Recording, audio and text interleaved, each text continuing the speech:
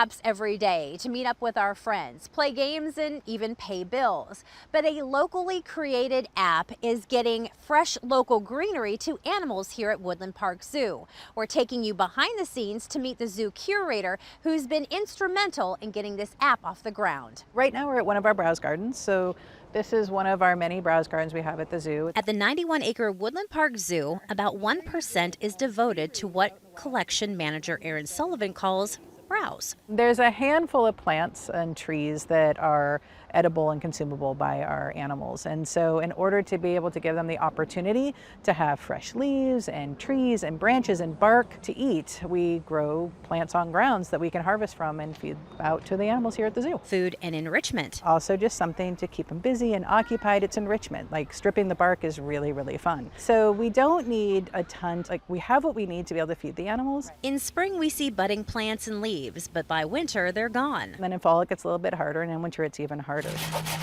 So if we can take advantage of these trimmings, we're even looking into silage to be able to put some of these branches and trees, basically canning them so that our summer browse is available in winter for the animals, which would also be super exciting. That stockpile? That's where a new custom app comes in, courtesy of Seattle City Light. The animals need greenery. The city needs to trim trees. And so what they did is they looked at all the different lines that the tree crews go when working for Seattle City Light. City Light mapped out all those lines and all the trees and plants around them. So it will make the most sense for us to work with City Light on when they're cutting those trees. So zoo staff knows exactly what's being cut, where to pick it up, and which of their animals they can give it to. It was an amazing amount of work that they did for us that we weren't expecting, that made our life, as far as figuring out where to start working with them, so much easier. And so we're really excited to know where that's going to go in the future, because we can see it growing and developing into a much bigger app. Now, and that with Seattle City Light, I know Seattle DOT also gets involved in this too. Tell us about how that works. Yeah, we've been really lucky in a bunch of our relationships. This year we forged another relationship with SDOT.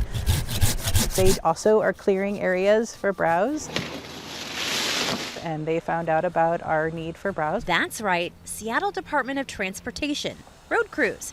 They're driving the effort too. And so they're delivering stuff to us too. And it's really exciting. Like, it's so, I think, rewarding for everybody when we're able to support, SDOT and Seattle City Light doing their job. But then we get to take those tree trimmings and give them to the rhinos or the giraffes, and we send pictures back. And so they get to see the full circle of it. And so it's super cool. We have a few other partners too. We've partnered up with Oxbow Farms, the Seattle Arboretum, even some local nurseries have donated Christmas trees to us. So it's been super fun talking to people about browse and finding, other than clean green, which is still great for stuff to go into clean green, but how much better when we can feed it to some of our critters.